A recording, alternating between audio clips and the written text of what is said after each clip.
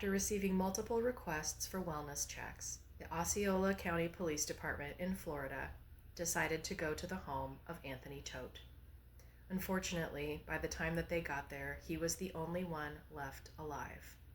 The bodies of his wife Megan, their 3 children, and their dog were inside, and they had been there for about 3 weeks.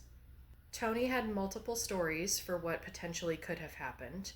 At first, he said he didn't know, and then it shifted to he did it, and then it shifted to Megan. Tony stated that she was in a state of spiritual psychosis, and that in the last few months she had been behaving differently, had been talking about new beliefs. He stated that she thought that they would have a better life on the other side. At trial, the prosecution presented evidence that outlined a completely different story.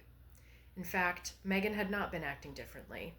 Phone call logs and email logs showed that she was her lovely, wonderful self up until no one heard from her for a period of time that was unlike her. Once Tony took the stand, he adamantly stated that this was Megan's doing.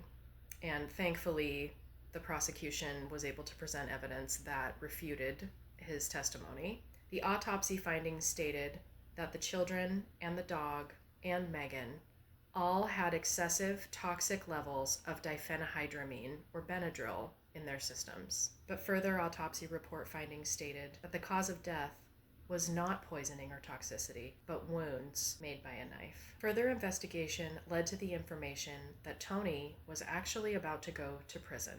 He and Megan were both physical therapists, and they had their own private practice. Unbeknownst to Megan, Tony had been committing various fraudulent billing activities, such as double billing for services and billing for services that he hadn't actually provided for quite some time. There was a case built against him. He was going to go to prison. He was also going to get evicted from their house and had a mountain of debt. So we find out what actually happened was that this man could not come to terms with the lies that he had gotten himself into and decided to eliminate his entire family instead of coming clean. A family annihilator is defined as someone who eliminates all or some members of their close or blood family. In April 2022, Tony was found guilty of 4 counts of first-degree murder and 1 count of animal cruelty. He was sentenced to life in prison without the possibility of parole.